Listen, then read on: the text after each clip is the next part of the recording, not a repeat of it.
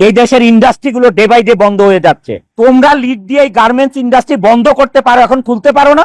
শ্রমিক লিডারদেরকে বক্তৃতা দিতে শুনলাম যে বন্ধ ইন্ডাস্ট্রি গুলি খুলে দিতে হবে। আরে সে মালিক এখন কেন খুলে দিবে? এখন কেন গার্মেন্টস মালিকরা ইন্ডাস্ট্রি খুলে দিবে? একটা ইন্ডাস্ট্রি বানাতে পারো না? বানায় তাদেরকে চাকরি দাও। একটা ইন্ডাস্ট্রি এরকম করে বানায় তাদেরকে চাকরি দাও না পারলে। এখন কেন গার্মেন্টস মালিকদেরকে খুলতে হবে এইসব বন্ধ ইন্ডাস্ট্রি?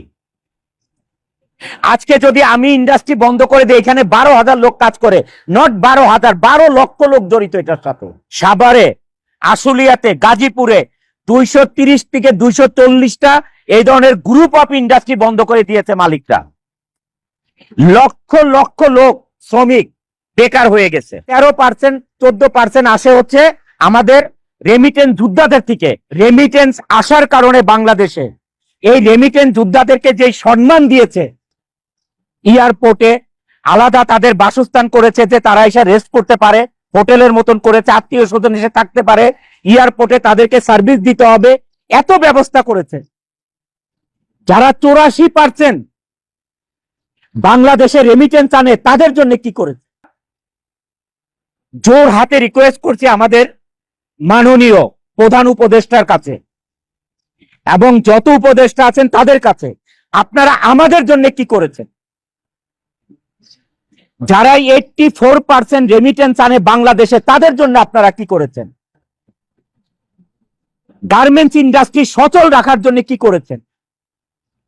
আমরা সবাই আশা করেছিলাম যে ঈদের সময় অ্যাটলিস্ট একটা বেতন ব্যাংকে লোন দেওয়া হবে। যে শ্রমিক ভাই বোনদেরকে আমরা কি করতে হবে দেখেন, মার্চ মাসে ফেব্রুয়ারির বেতন দিতে হবে, বোনাস দিতে হবে, আবার মার্চ মাসের 50% বেতন দিতে হবে। একটা গার্মেন্টস মালিক কোত্থেকে পাবে এই তিনটা জিনিস এক মাসে? এই তিনটা জিনিস এক মাসে কোথায় পাবে একটা গার্মেন্টস মালিক? যারা 84% রেমিটেন্স এনে বাংলাদেশের অর্থনীতির চাকা সচল রাখে তাদের জন্য কি করেছেন?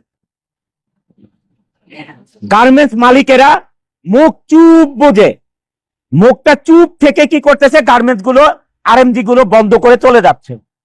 আপনারা একবার চিন্তা করেছেন যে আপনারা ইন্ডাস্ট্রি গুলো বন্ধ করে চলে যাচ্ছেন, এই দেশের অর্থনীতির অবস্থা কি হবে? এই দেশের কর্মসংস্থানের অবস্থা কি হবে?